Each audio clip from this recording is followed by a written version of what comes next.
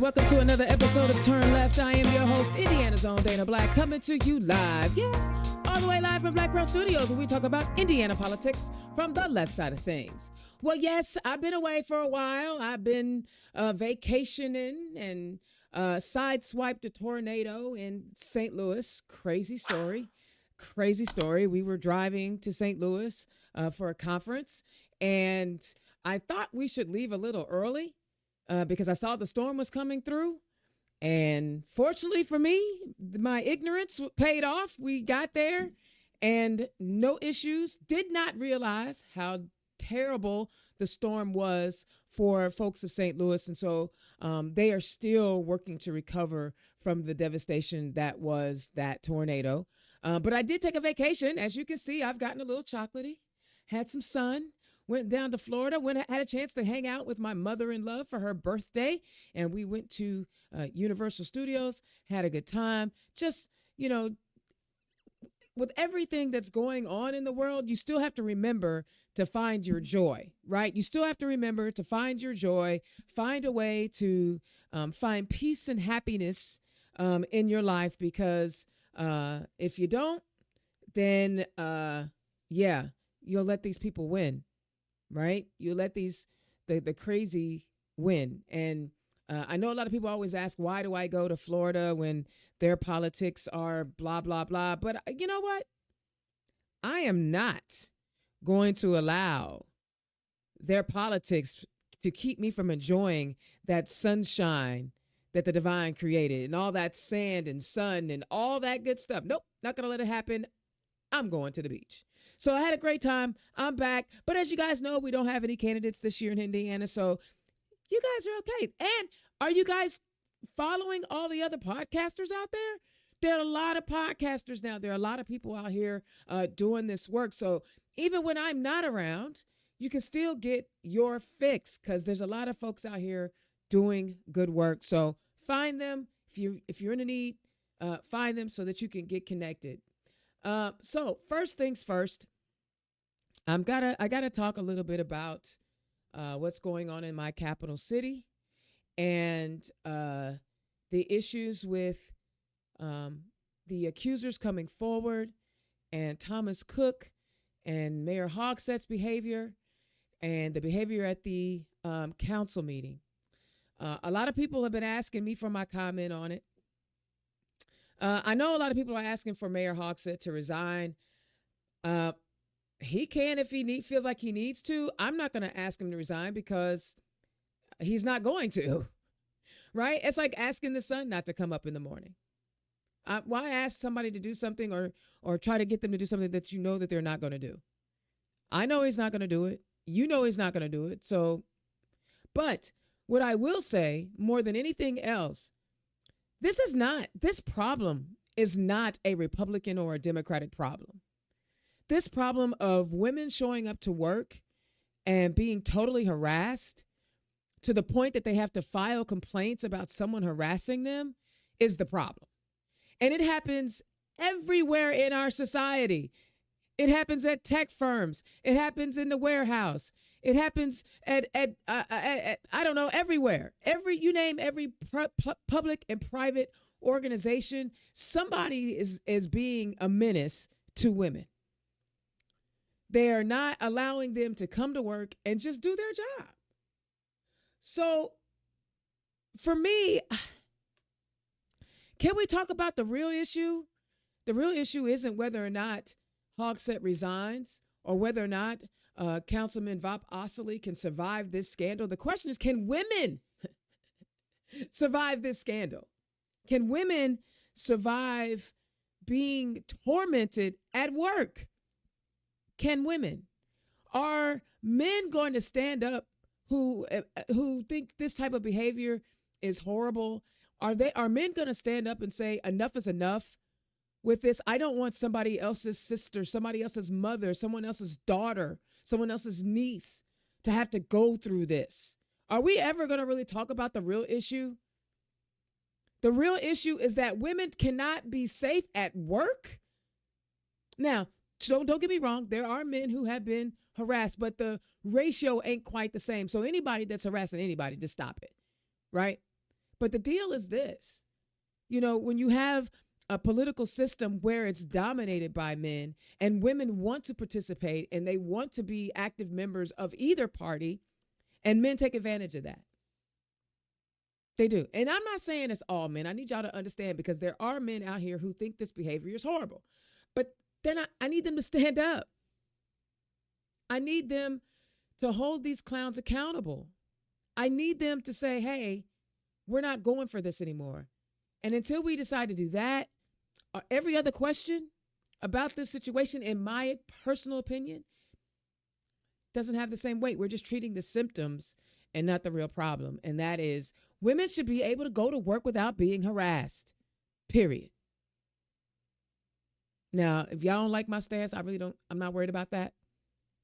I'm not for everybody. I get that. And I know you guys want, hold them accountable, continue to call them out on it, do all the things that you've been doing. I stand with you on that. But honestly, I'm not going to ask somebody to do something that he's not going to do. He's just not going to do it. He's not going to do it. And I wish that incident at the council meeting had gone very, very differently. I didn't like it. Not a fan of it. Dragging anybody out, especially Elise Schrock, who has been a stalwart in this Democratic community for as long as I've been around, someone who has had my back and has called me when I was wrong and corrected me.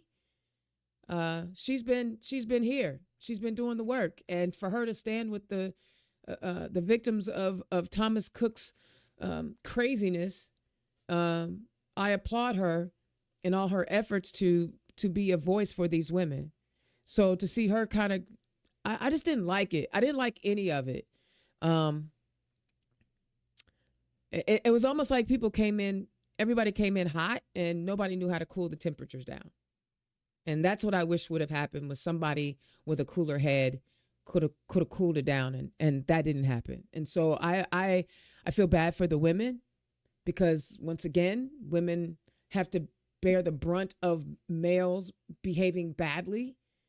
And they were just telling their story about what it was like for them being around Thomas Cook, why Mayor Hogsett continued to have him around, probably because he wasn't bothered by the behavior. He didn't care. He didn't care. A lot of guys see that and think it's no big deal. So he probably thought it was no big deal. So that is my comments on all of that. This is nothing new. It's not just the Indiana City County Council. It's not just the Indianapolis mayor. It is all over our society. And until we decide that women should be safe at work, none of the other questions matter. All right, that's my thoughts on that. All right, I got a couple of rants. Your governor's at it again. Wish TV reports Governor Braun on Thursday said he probably will fully dismantle and replace the Indiana Economic Development Corp Board. The board governs the IEDC's activities. It consists of 8 members plus Braun, Indiana Secretary of Commerce David Adams, and IEDC Executive Director Jeff Blade. During a Thursday afternoon news conference, Braun said he expected he will replace all of the board members. He said, "I think the board has gotten to be maybe not as active as it should have been, and I've got a lot of people interested in it." It would be the second time this month Braun has reshaped the board governing a key state entity. On June 2nd, he replaced 3 members of the IU Board of Trustees. During his campaign for governor, Braun said the IADC's activities needed to be reined in amid the controversy over the LEAP District, a planned high-tech research park in Lebanon. Braun said he will have a full announcement on Monday. I want you guys to take note that with a swipe of his hand, he is reshaping and rethinking how boards are staffed and governed in Indiana. So when you start seeing everything look like Mike Braun, because they don't believe in diversity. Don't believe in that. So when everything starts to look like Mike Braun and nothing is being addressed in minority communities, please understand it's by design. It's by design. So one minute they said they're not doing enough, and the next thing he said they need to be reined in. Make up your mind. I cannot make your mind up for you, sir.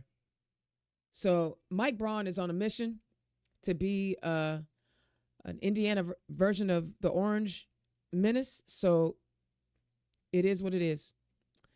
The Indiana Capitol Chronicle reports Secretary of State Diego Morales faced intense scrutiny from state lawmakers on Wednesday about his myriad of controversies while seeking additional funds for his office related to cybersecurity, election oversight, and security duties.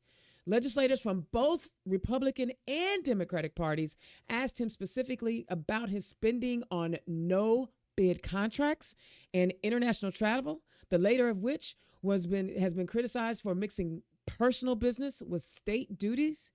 My work ethic is unmatched, claimed Morales. I'm going above and beyond the call of duty, and we all continue to do so. Other Morales controversies mentioned in the Wednesday meeting included purchasing a $90,000 car with taxpayer money from a campaign contributor and hiring his brother-in-law. I guess nepotism is okay in Indiana.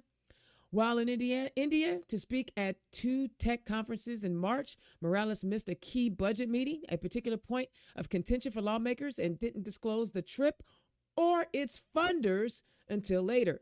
Last month, he went to Hungary on a personal trip paid for by a conservative group, but also spoke as Indiana's Secretary of State. This week, he brought an entourage to ask for $10.2 million more with Chief Legal Counsel Jerry Bonnet. Morales, whose office is not tasked with promoting the state abroad, said he believed he and other Hoosiers need to showcase our state and talk about Indiana the same way people talk about other states. He says, I want people to talk about Indiana. I want them to know Indiana is open for business. The media should be saying it. Thank you for your hard work. Thank you for promoting our state out there. Fatty Cadora wasn't having none of that. Fatty said that he missed the meeting, invited additional scrutiny, saying that such behavior is in most professional places would impact an employee's standing. Basically, he said he could get fired. I'm disappointed in your leadership and the way you're leading the office, said Cadora. And then it kind of had like a little back and forth. It's unfortunate that I get judged for a couple of things here, but what about the rest? Morales asked in defense. And Cadora, being the brilliant man he is, says that's the nature of being a public servant. He don't want to get criticized, y'all.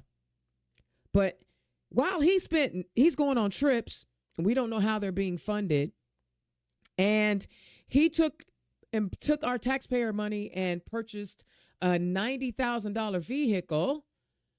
Wish TV reports Indiana agencies have laid off dozens of state employees in response to recently enacted budget cuts, marking the first such reduction since Governor Mike Braun signed the state's new slimmed-down spending plan last month. The governor's office confirmed the agencies under both the education and commerce verticals announced staff reduction on Tuesday. The Indiana State Museum also let go of several employees last week. So to kind of break it down, 39 of those employees that were laid off were from the Department of Education. So let me tell you where they're coming from. 16 employees at the Indiana State Library, 14 at the Indiana School for the Deaf, 6 at the Department of Education, 3 at the Commission for Higher Education. So again, guys, this man is out here running around in a $90,000 car, but we just laid off over 50 employees from the state. And he's not the only one spending big, crazy money on big rides. Lieutenant Governor did the same thing. But we're laying off people. Some people don't have jobs right now. But Diego Morales is traveling the world and traveling the state in a fancy car. So I don't know where people's priorities are, but they all pretty jacked up right now. Yeah, hopefully when his election comes around, they won't allow this clown to run again. But, you know, it's Republicans. They're the do as I say, not as I do party. You know, they want to be fiscally responsible and cut budgets, but they want to spend out the wazoo. That's all I'm saying. That's my rant. Here's my ad. You already know. Democrats, are you looking for an affordable digital content creation solution? Then look no further than Black Pearl IT Solutions and Black Pearl Studios. Indiana's own Dana Black is providing many of the communication wraparound services any Democratic organization needs. No matter the size of the budget, Indiana's own and Black Pearl Studios have you covered. Just scan the QR code or visit www.blackpearl-its.com.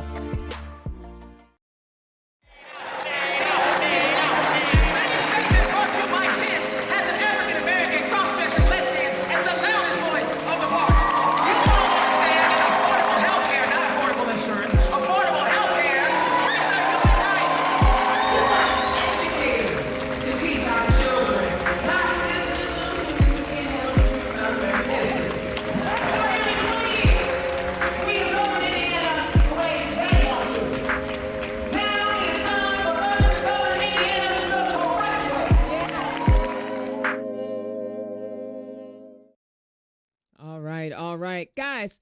You know, there are a lot of bills that'll be coming up, be taking effect, that'll turn into law come July 1st. And a lot of those are education bills. I got an email from a good buddy of mine who ran for office, Paul Steury, and he says, Dana, let's talk about what's going on up here in Elkhart County. So, guys, I'm really excited to have on my show tonight. We're gonna dive into a lot of the pieces of legislation that are going in effect that impact education. July 1st of 2025 with Paul Steury, who is from Elkhart County Coalition for Public Education. Paul, how are you doing, my friend? I'm doing good. I'm enjoying summertime. I'm a teacher, so I get the summertime off to recuperate. I love that for you. Yeah. I love that. I didn't know you were, for some reason, I feel like I didn't know you were a teacher. I don't know why I didn't know that. How about that? How long you been teaching? Well, all my life, basically. I was a professor of environmental education at Mary Lee Environmental Learning Center of Goshen College. I taught junior high for a while. Oof, that's hard work. Wow. In the past 5 years, I've been at the Elkhart Academy, which is a high school an alternative high school for at-risk youth. And so it's for the kids that have a hard time with regular school. I love that. Might have made some bad choices, and my job is to edutain and get them to be excited about science. I love that. I mean, I love that because we're falling behind. And if we let this, this current administration at the rate we're going, we're going to fall behind, the rest of the world when it comes to science and technology because they're cutting funding for research. They're cutting funding at the federal level so that we cannot be competitive in the world. Oh, by the way, save lives, right? That's right. What science is about. So tell me about this Elkhart County Coalition for Public Education. Who are you guys? Well, it's an organization that is just trying to get people active in their community, especially when it comes around schools. Just because, as we know, the legislators down in the State House make a lot of decisions that affect education. Mm-hmm. And we, as a coalition in Elkhart County, want to be strong, not just teachers. We want lawyers, doctors, garbage men, radio hosts, right? Whoever is there to join in to support public education, because right now public education is kind of under attack. Absolutely. And even more so directly when you see that when the budget came out, it was a streamlined budget. And to see 39 people from the Department of Education or education period being cut, especially 14 from the deaf school. Yeah. I don't know about we are very fortunate, right? We are privileged. We are hearing people. I imagine making your way through the world, not being able to hear is incredibly difficult, and they need a little bit extra help. What are your thoughts, sir, on the fact that they are laying off people from the state library and from the school for the deaf? Oh, it's ridiculous, especially with the property tax reduction. So, because it's going to affect all of us. And one thing I want to make sure everybody knows on this is the Elkhart County Coalition for Public Education is nonpartisan Okay. Nonpartisan. because I want everybody to be involved. But the main thing I fight for, and people call me opinionated, but the main thing I fight for is education for all and the environment for everybody. And so because we have to address our literacy and improve the way we think. I think one problem with science for certain people is it asks too many questions. Mm, yeah. And people don't want us to ask questions. People just want us to be Yeah. non-critical. Yes. What is that? What is this need for us to not be critical thinkers? I can't figure that part out. I mean, It's a way of making, excuse me, but money for the rich, for the Mm, wealthy, well-to-do, because they need workers. They yeah. need people to be able to work those 40, 50, 60 hours a week without complaining. Yeah. Yeah. Without And complaining. Yeah. and I talk to my students about that a lot because I want them to expand their horizons because I want them to know, even though they've been the redheaded stepchildren for the school system, that they can accomplish much and that they can be all they want to be. And so we have to, as this coalition, fight Yeah. for those people Yeah. So and everyone. what are some of the programs or what kind of efforts are you engaging with this organization to get people involved? Well, here I will give me 1 minute. Okay. So our main goal is to make sure that all people are involved. Right. Sure that we all work together. We have a petition out there, and actually, I'll give that to you so you can send it out to your Okay. members. In the petition, all it's saying is I support public education for all students of Elkhart County, where our schools are strongest when they are fully funded and led by local stakeholders. Okay. Okay. So tell us about what kind of, I know there's a lot of stuff coming down from the state that make a public education, they're trying to defund it all together, right? They're trying to get rid of it. Um, Talk specifically about some of the things that you've seen in Elkhart County that pushed you to be a part of this organization and help build this coalition up. Well, like I said earlier, people think I'm opinionated, and I am because I want to make sure that everything in regards to teaching and teachers, which then affects our future, are respected. And luckily, there was some bills that were not passed, Mm-hmm. such as crossing the line between church and state, Yeah. because Oh, God. HB 1231 would have required schools to post the 10 Commandments in all schools. Okay. And That did it pass or it didn't it pass? did not pass. Okay. There was also SB 523 that would have allowed religious chaplains to work in schools. Yeah, I remember that one.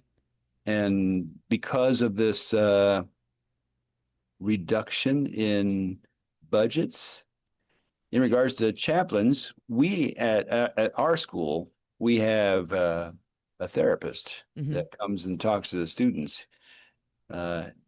His funding has been cut, and so we won't have a therapist anymore, which is a big old bummer because that's what our students need. Right. Right. With so much going on in the world, wow, a licensed therapist, I assume, like someone Oh who's yeah, trained in yes, adolescent mental health care, right, and emotional care. yeah, They, and then because of these property tax cuts, Elkhart community school system and a lot of other school systems are going to be missing $3 million a year. wow, That's a huge component of our budget. wow. That is scary. Yeah, there were a lot of good bills that were introduced that didn't pass. Let's talk about those real quick. Well, you, SB 213 by Senator Ford and Cadora would have increased school funding, teacher salary, and the income cap for eligibility on My Work Pre-K. It did not pass. yeah, So actually, that bill would have, and thank you, Fadi. He had requested that we would teachers a minimum salary would be 65,000. wow, that would have been a good starting point. And then what is it? The starting salary now is because of this bill. Which bill was it? It went from 40,000 to 45,000. Right, and 45,000. If you think about uh For someone who has a all 4-year professions. degree or a Oh, master's degree, $45,000. well, and the stress involved of, you're there to teach, but it's a lot of the majority of teaching is actually management and management skills. And that management is it can be stress inducing. Mm-hmm. So at $45,000 as the minimum, that's crazy. And you consider that the surrounding states pay more. Yeah. So if you are like someone in Elkhart who is a hop, skip, and a jump away from Michigan, you could go get a teaching job in Michigan. Or if you're on the border of Ohio, Illinois, or Kentucky, I know teachers who have run for office that live in Indiana and work in Louisville because they get a higher salary. So what is happening to our students? Not saying that the teachers that we have right now are not wonderful and doing the best that they can, but are you really getting the best? Right, exactly. And so we need to address that. We need to actually say, hey, Senator Dorio, that's my senator, or Senator Rogers, who is a huge component or leader of the education movement for, in my opinion, negatively, because she really promotes The charter. voucher system Oh, and which the whole charter school system. And actually, there was a bill that did not pass, which thankfully it would have the HB 1136, the Teshka bill, yeah. dissolve public school corporations and replace them with charter schools if more than 50% of the eligible students did not attend that school, which I know my students, they have a hard time. They have a hard time getting to school because their families aren't home, Mm-hmm. and sometimes they have to do childcare for their Yeah. families. Yeah. Well, here's the other thing. I believe, and it was Representative Porter who is my rep. He talked about this bill at a town hall, and he said this was a bait and switch bill, where we're gonna drop the heavy to get you guys all flustered and bent out of shape so that we can slide in some other stuff that you think ain't as bad, because there's still some bad stuff that got passed when it came to education. But the idea that in our state constitution that we are required constitutionally to fund public education for every student, and for him to introduce a bill to say we're going to get rid of it, and Yeah. then I don't even understand why they even entertained that or allowed him to submit that when it would have literally gone against the Indiana Constitution. Mm. I don't understand that one. You know? Well, and then there was this SB 257 that did not pass, thank God. It would have required schools to participate in nationalist propaganda, Yeah. permitted investigations into teachers who are accused of not complying. I mean, a First Amendment just be damned, right? I mean, Yeah. We see that nationally right now. yeah. Well, and the thing is, and this one, the reason why this one is so problematic, when you think about how they literally were trying to get rid of Jackie Robinson from the military academy, like you don't want to talk like Jackie Robinson. You gonna take like, so the idea that they are literally trying to erase Black, Brown, Native, Indigenous, stories, the stories from our American history, and pretend like a thing didn't happen when it really did. Hence why today, we are celebrating subjectively Juneteenth. And I was going to talk about that later, but, I have my opinions on that as well. Right. I mean, Well, and so my students, I'd say the majority are BIPOC. Mm. And so they have a hard time that I'm an old white middle class male guy. But I would really, really, really, really want people to understand, and because you commented on this earlier in your rant, there are some white guys that are out there, old white guys that are supportive of Yeah. everything because we got to make this world a better place. When For, my students actually say, "Hey, Mr. Steury, you know too much. Why are you so hopeful all the time?" And I said, "I have to be because I have two sons and a beautiful wife." absolutely. And see, I have never been of the belief that all one group is horrible and all one group is good. Right? That's impossible because you're Amen. talking about humans. I have seen, I've had straight white males befriend me in a way or stand up for me in a way or fundraise for me in a way. And I've also seen queer black people not give me the time of day. You know what I'm saying? Uh-huh. Humans are going to human. That is my phrase. I've been saying it forever. And I love that you are in these spaces because you are offering them what they need, which is a quality education. You may not necessarily understand socially what they're dealing with at home, but when it comes to science, you can give them, you know, the theory of revolution or evolution or whatever, all the I'm not Yeah. a sciencey Mhm. person. I didn't do too well. Well, in my degree, I got a master's of science from IU Bloomington in outdoor resources management with an emphasis in environmental education. And I tell my students my favorite hobby is issue investigation. And one of in my environmental science class, I want them to investigate an environmental issue that surrounds them Oh, I love that. in their community because I want them to know that they are important citizens of their community, of where they live. And so then I ask them, so what are the environmental issues of Elkhart? And, my list is, water quality and air quality and soil quality and sewage and blah, blah, blah. And their list is drugs, guns, Mm. teenage pregnancy. And when I think of environmental education, I have to make sure that we involve those Hmm. issues because the environment is everything. Yeah. Yeah. Yeah. I remember having a conversation with a young woman, and she was really interested in getting a lot of our urban communities more engaged and more involved in environmental protections. And I remember having to tell her, we talk about global warming, sometimes it's abstract and it's not tangible to some people. We see the impact that it's having if that's what we're looking at. But if you're looking at getting up in the morning, feeding your kids, making sure that there's a roof over their head, getting to work, trying to put gas in the car, all the things day to day, and that's what you see. Talking to them about global warming is it don't it's that's not the conversation. And fortunately, she had to learn the hard way because something happened to her personally and she was like, I got it now. Right? Right. It's But I think that the tactic that you are using, because you're saying the environment is everything, if you're Yeah. talking about those issues that are in their faces and can apply the environmental justice aspect with it, then you never know. And that's again why we have to become political beings, all of us, to support education.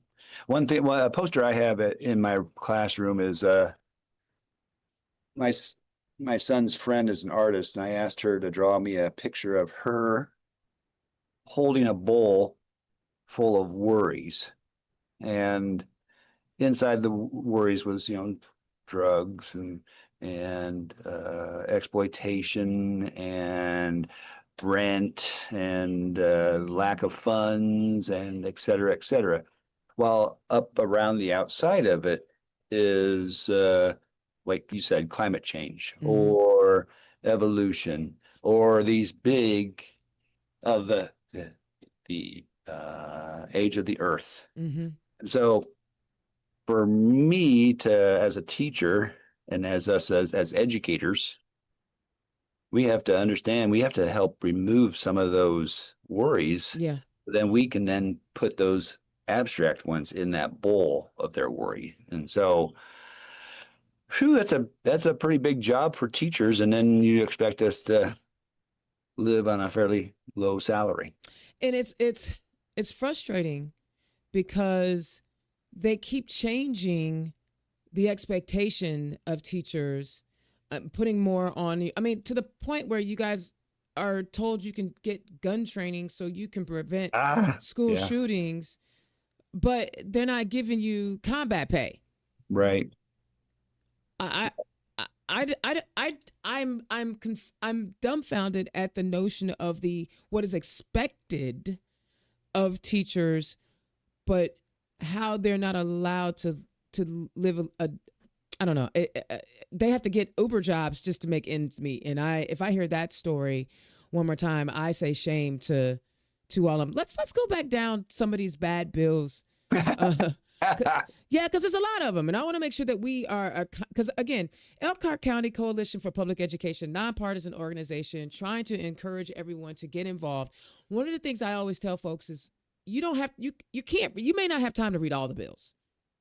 Right? You may not have time to read all the bills, but this is a way for you to focus just on those education bills, or if you want to get involved in protecting public education. Let's talk some more about some of those things that passed and that will be going into effect on July 1st. Well, so there's a SB 255 increases the amount of time a secondary student may be off campus for religious instruction during Yeah. school hours. Yeah. Saw that one too. And it's just, That, Or then the HB 1515 removes local control about zoning decisions and granting charter and private schools approved land use. yeah. That coincides with the dollar purchase bill. They were doing really well with that bill with urban schools until they tried to do that in Hamilton County. Thank God. Thank God. Hamilton County is like, we're not giving you nothing for $1. You can't get a stick of gum for $1 in Hamilton County. Yeah. What Well, else? and then one of our representatives up here in Elkhart, Wesco. Oh yeah. Oh, Yeah, that guy. he's a preacher, That guy. evangelical preacher, and he makes no distinctions between diplomas issued by accredited schools and homeschooling. That And guy. I actually have worked with a bunch of homeschoolers, but how do we accredit? How do we make sure that they are truly passing completely? So Is there like a graduation test? there is a graduation test, but we just have to, why is it not okay to have this understanding between passing from a public or a private school or being a homeschool? I think we should actually have to disclose where we got our education from. I think so too, and especially since you're using my money. Like I Mhm, don't understand how you get to use my money, but I can't know what you're doing. mhm. But I mean, isn't that what they're saying about the DEI? Yep. Right? You're using taxpayer money. You're gonna not teach that anymore. Well, wait a second. Hold on. Yeah. It doesn't Well, make any then sense. there's another bill that passed by Senator Dorio here in Elkhart. So I called Blake Dorio a friend of mine. Oh, Then he and I can talk with each other, because one of my main goals for being a politician is we have to have dialogue, yeah.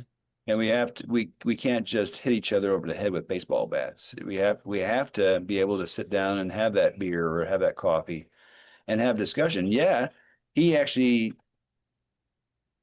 in third house. You know what a third house is, right? Yeah. Well, explain it for those that don't. Okay, a third house is during the session, legislative session, your representatives are supposed to be offering up monthly meetings about what they have accomplished or what they are proposing in bills to become law. Okay. And Blake, during the middle of a third house here in Goshen. He said, "Hey, Paul," and in front of everybody, he just said, "Hey, Paul, you and I are friends. We can have these discussions, but we don't always get along, or we don't always agree with each other." And I said, 95% of the time, you are correct. We do not agree, but we can still talk. Exactly. I ask him often, why be so restrictive? Why do you want to have so much power over things? Mm. I wish everybody would not be scared of talking to their representative or their senator. What was his answer, though? That was a great question. He never answered. Oh, of course not. Of course not. Okay. I thought maybe, he was going to be like, homie, this what's up. Because I often ask my Democratic representatives, what are the conversations like in the chambers? Like Wesco is one of those people. Every time he talks, I don't want to be violent because my mama would not appreciate it, but he's just someone who is just incredibly disrespectful to the female lawmakers. And I've listened to him talk to Representative Pryor and Representative Campbell. And I'm like, bro, why do you talk to people like that? Like, and he's a kid, he's a kid, So the other part of it is I'm like, how come you don't have any respect for your elders, man? Right. Okay, so one of the ones that did go ahead. Another bad bill that passed was and this is a Dorio bill, SB 287. It just makes school boards races partisan. Yeah, that's a bad deal. But excuse me.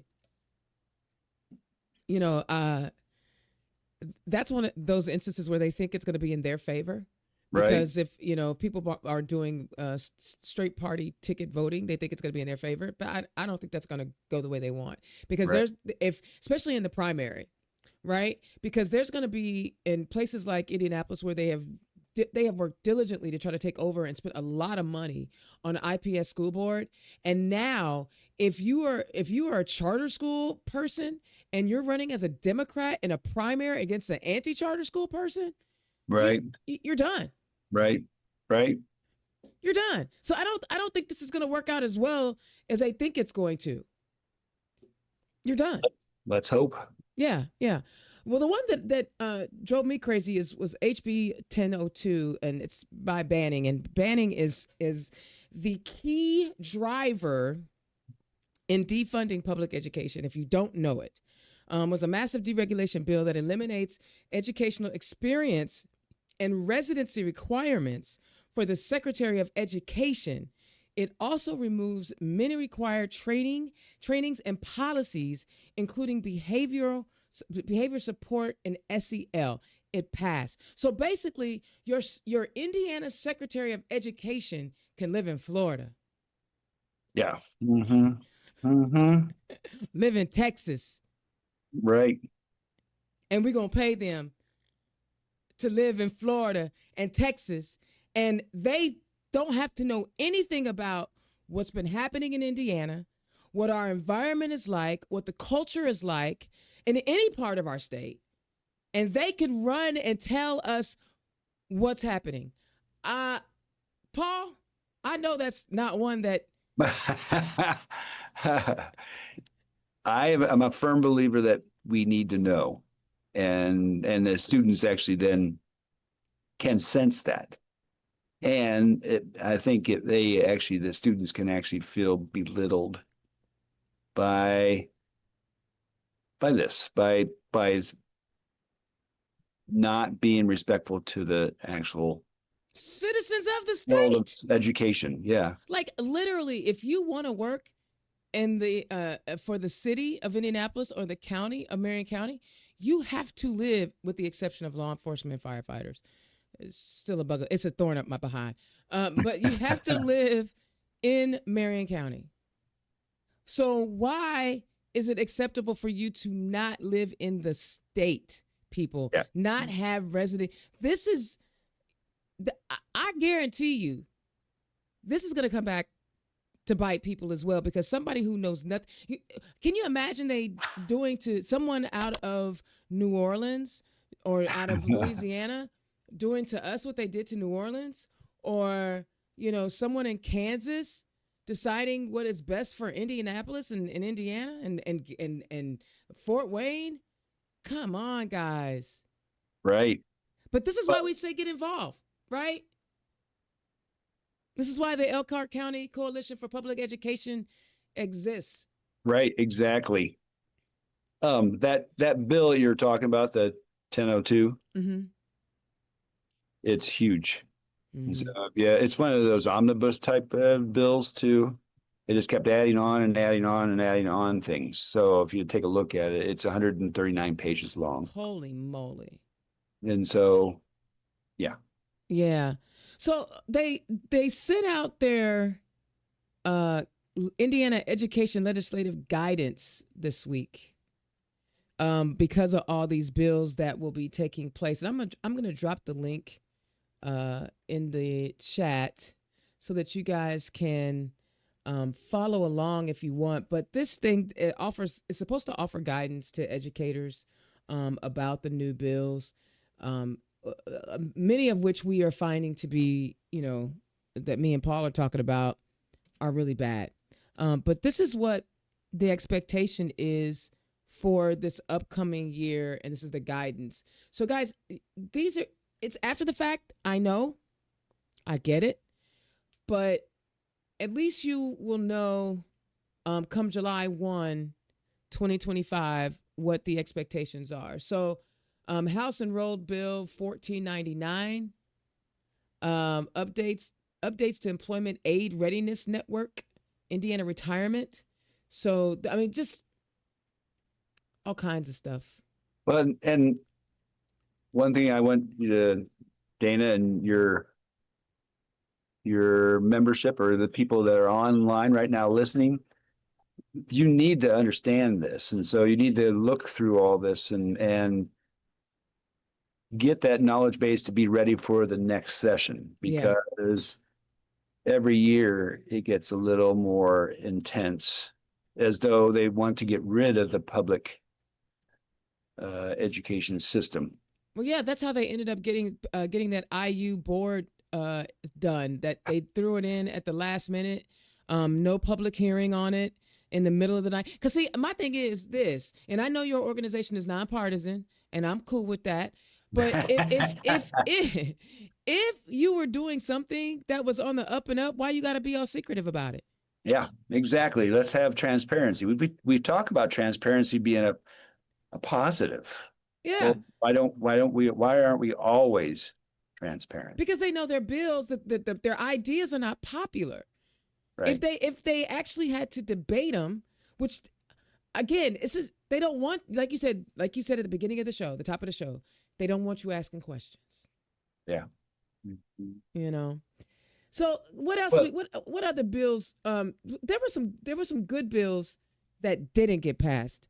Do you think we could try to get some of those reintroduced in the 26th select? Let's talk about some more of those.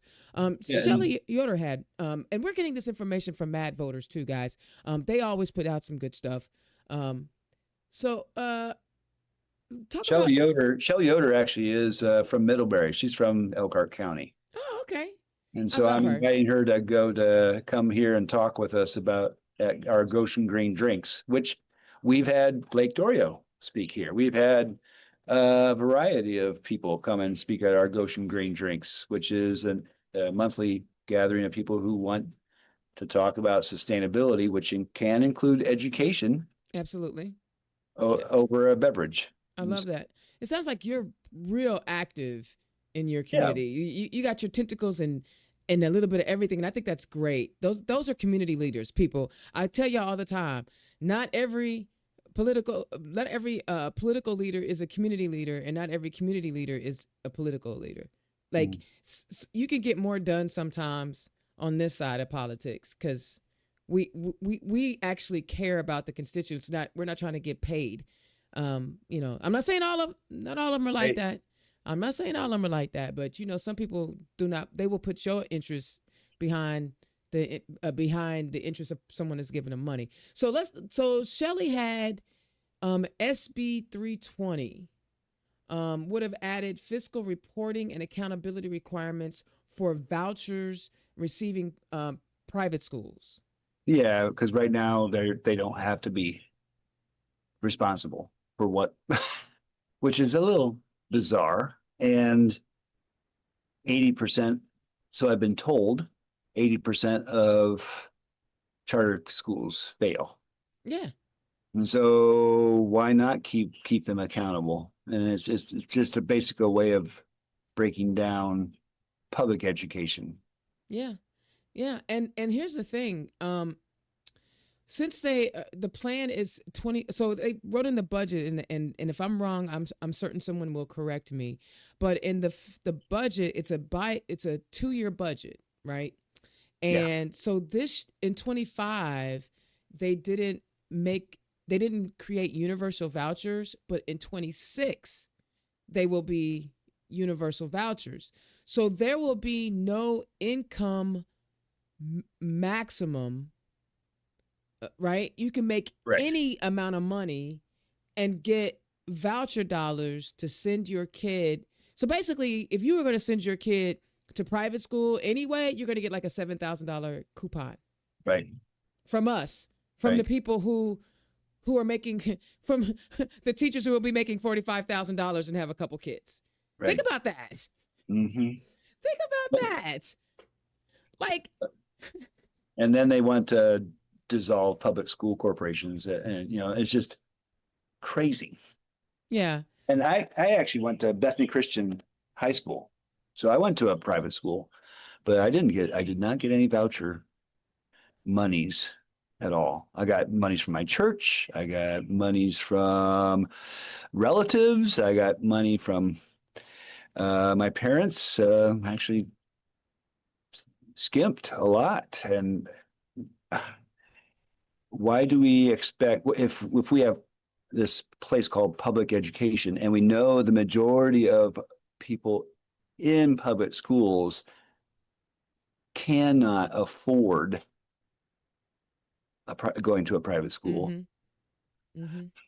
and private schools are not held to the same accountability as in public school systems. We accept everyone. You have to accept everyone. Yeah, it's by law. Yes.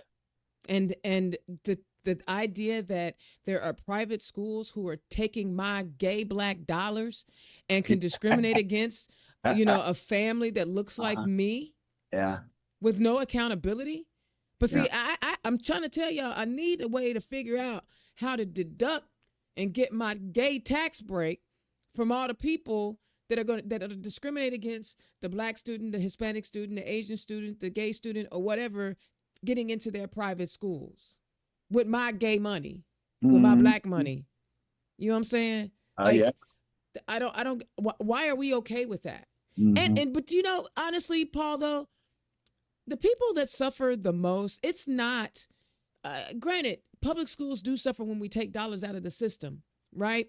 But in Indianapolis, I think about how Indianapolis has always been the target because this is where all the money is. This is where the money comes from. People don't like to talk about it, but Indianapolis is the economic hub of this entire state. How we go, the state goes, right? And there are plenty of schools here in Indianapolis for people to choose from because there's competition. If I'm a for-profit business, I'm going to set up shop where there are people. The people who are going to lose are the folks in these rural towns.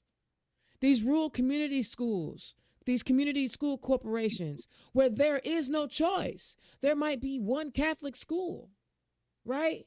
Right. Exactly. And so guess what? That ain't black and brown kids. Right. That's my white brothers and sisters in these very rural places whose children will not have the same opportunities as other people in urban areas. And so now you continue to create the rural-urban divide. Yeah, exactly. Exactly. This is,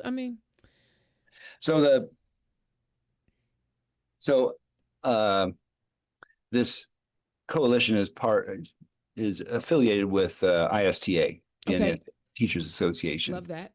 And the Indiana State Teachers Association would have loved to have had SB 229 and 230 Okay. passed, but it did not pass. It would restore some of the collective bargaining power Okay. Yes. because, of course, we're getting our opportunity to bargain to increase our pay stripped from us, Yeah. and we need to fight for that. Yeah. And the main thing is, and as you probably know, a lot of people are ignorant when it comes to any of these bills. Yeah. So how do we get, and the main goal for us as this coalition is to educate others Mm-hmm. and educate people of power that surround us that support public education. So tell us how we can get involved. How do people in Elkhart or people around the state, how could they create their own coalition if they wanted to do so? Yeah, that's a great question. And what you need to do is get in touch with ISTA. And there are several coalitions around the state, but we've been told that we're one of the biggest movers and shakers. And that's just because we want to really make this happen. And so we've met with our legislators. We actually had a coffee with teachers, and Dorio showed up, Roger showed up, so did Joanna King and and Miller. We asked them questions. They didn't really answer the way we wanted them to answer the questions, but at least we were there and we had conversation, and they heard from us. Okay. They heard that we're unhappy and we need to start thinking about schools more. Did they care? Honestly? Uh, Again, I'm a friend with Dorio, so does he care? He listens to me. Okay. All right. That's fair. Does he make bills that adhere to what I'm talking about? Not yet, Okay. but Oh, hopefully I'm influencing. I love the optimism. Listen, I love that optimism, and I love the way you answer that question. Because if I were in a court of law and I had asked that question, they would have been like, "Objection! How can Paul know how he feels?" So you Yeah. you answered that correctly. So how did so they through ISTA they can set up, say, a Kokomo. Yeah. Okay. Yeah, and actually Richmond has one and Evansville has one. And so there's a variety of ones. And actually what I'll do, Dana, is I will give you a link that you can put on your page that then people can touch on, which Okay. would be fantastic. I'm copying and pasting the Facebook page now. So if anybody is interested in just kind of browsing around and learning about the organization, I've also included a link to the ISTA. That way you can, just browse around. I think this kind of work is necessary. It's not glamour work, it's hard work, Right. right? Oh, yeah. But It's, but we're trying to help people understand that if you better your public school, your whole community advances. absolutely. And that's called progress, which is not a leftist liberal term. Progress means to improve. Right. Right. Well, So and and I don't think leftist liberal is a bad word, so I don't. yeah, because you're turning left. That's right. So and one thing I just wanted to comment on is one reason why I am the way I am is because my parents taught me to be active in my community and to help make change and to help promote greatness. Love that. But also in my master's degree, my graduate program, in my principles of environmental education, he talked about John Dewey. And who's John Dewey? He was this philosopher of education. And one of the main things he promoted was schools are the vital centers of community. And so advocating for them to be these miniature societies, they would actually then learn to collaborate and engage with this wider world. And he believes that schools should reflect the social life of community. I fostering Love this that. democratic participation and preparing students for active citizenship. And that's exactly what we should be doing instead of saying, preparing them to regurgitate information, Yeah. because that's what we're doing right now. Hmm. All right, Paul, tell us when your next meeting is, so, and where it is, so that people can, if they want to come and just kind of listen in Elkhart. It's nonpartisan, so should be safe for everybody. And we're just trying to reach out to everybody and anybody who wants to help. That's what we're doing. Okay. And And I put the link on so they can message you there. yeah, that'd be great. Okay. Fantastic. Paul, this was great, because it's one thing for me to have a rant and rave about education when I don't have any children. I am not a teacher. I've never been an educator, but I can tell right from wrong. But it's something totally different when you have someone who has spent years in the system and also has been politically engaged, because you have been on my show as a candidate before and understands the ins and outs of policy making. It's something to hear it from you, right? Yeah. The same things I pontificate about all the time and get on people's nerves and repeat over and over again. To have someone who actually works with students, thank you very much for preparing the next generation of scientists and researchers, the person that's going to find a cure for that disease. Hey, I'm happy with the weight loss drug people. Be happy, all them people, Well, and yeah, actually, I'm a believer that you can always go after whatever you want, and don't hesitate to ask anybody anything. So one of my students really wanted to become a physics major, and so I connected with, who's the famous Black physicist who's on shows a lot. I reached out. You're talking about the astrophysicist? Yeah. Y'all know what his name is. Hold on, I'm finna Google him. Well, I emailed him and got in touch with his Neil deGrasse. Neil deGrasse Tyson. I got in touch with his secretary, and his secretary sent me a book to give to my student. That basically, the book was all about physics and and how to make it simple. But he wrote in that book saying, "Please make a difference in this world." Oh, And so that just made my student go, "What?" And that's our job as public educators, is to help inspire all students, every single one of them, or at least two. Man, now I just love Neil deGrasse Tyson even more. Like, my goodness. Oh, that is a great story. That is a great story. Paul, thank you so very much for coming on and talking to us about Elkhart County Coalition for Public Education. Guys, there's ways for you to get involved. I always talk about don't sit on the sidelines. So here's an organization. If you're in the Elkhart area, or if you want to create another one, reach out to ISTA and find out how you can get one in your area. I know they have one here in Indianapolis. I see some of the faces that are on that board. But if you care about public education, if you care what happens to the future of our state, here's another way for you to get involved. Thank you, Paul, so very much for joining us today. Hey, and thank you for doing everything that you do. You help push visions and missions, making this world a better place. Thank you. And thanks for reaching out to me, because I wouldn't have known about you guys if you had to reach out. You reach out to me if you got a good idea. I will bring you on the show. You have a good one, brother. Thank you. All right. Wow. Okay, so listen, y'all thought I was just bugging out over the last couple of years about all these education bills and the impact that they're having on our community. But here's a teacher telling you everything that's happening.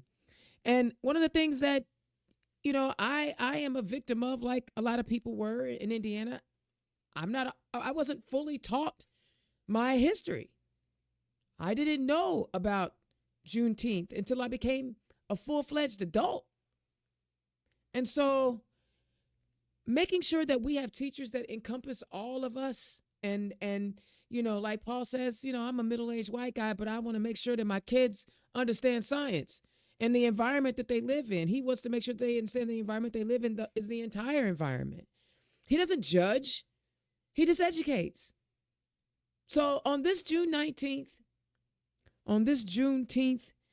shout out to Act Blue, who gave us the day off today. I took it upon myself to spend some time with my partner, Nicole. And as always, we have reflexive conversations about the world around us, what we did right, what we did wrong, how we can be better. But I am also fully aware that a lot of people use this holiday to, it's performative for them. They don't get it. They don't see our freedom. They don't want us to be free. They don't believe that we exist, that our existence matters. There are a lot of people out there. And so one of the conversations we were having in our Obsidian ERG this week was, why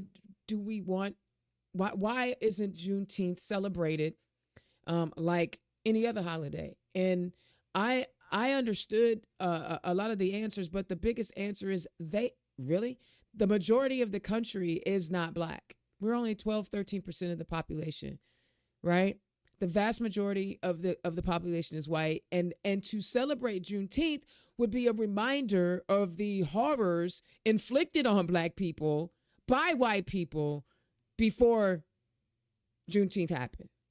And they're not willing to do that. They're not willing to sit in that discomfort, I believe. I could be wrong, but I doubt it. So if you genuinely in your heart celebrated the last enslaved person being set free, yay. And I thank you. But if you just try to, if you don't understand the importance of staying involved in the Black community and making sure that the Black community has what it needs, not just financially, but also civically, emotionally, environmentally, and that we have the same opportunities to strive and be successful. When we didn't get the same head start. We started off in a hole. We had to dig ourselves out of a hole first before we could even start on this journey. If you don't get that, keep your happy Juneteenth. Just keep it. All right. But for the rest of us, happy Juneteenth. I hope you enjoyed your day. But you see Indiana's Own is right here hollering at you, and I'm working. So I didn't work at Act Blue today. I took the day off. But guys, I have another show coming up next week. The goal is to try to get some of the non-traditional folks on the show that we normally wouldn't have during the regular campaign season, because I try to get as many candidates on. But next week, I'm going to have Indivisible from Central Indiana on, and we're going to be talking about what they're doing. And mark my word, I promise you, I have a special guest coming on that y'all going to be like, dang, Dana, how you do that? Another guest coming. All right, guys, thank you so much for tuning in. I'll holler at y'all next time. Peace. Turn Left is the property of Black Pearl IT Solutions. Executive producer, Indiana's Own Dana Black. Music by www.bensound.com.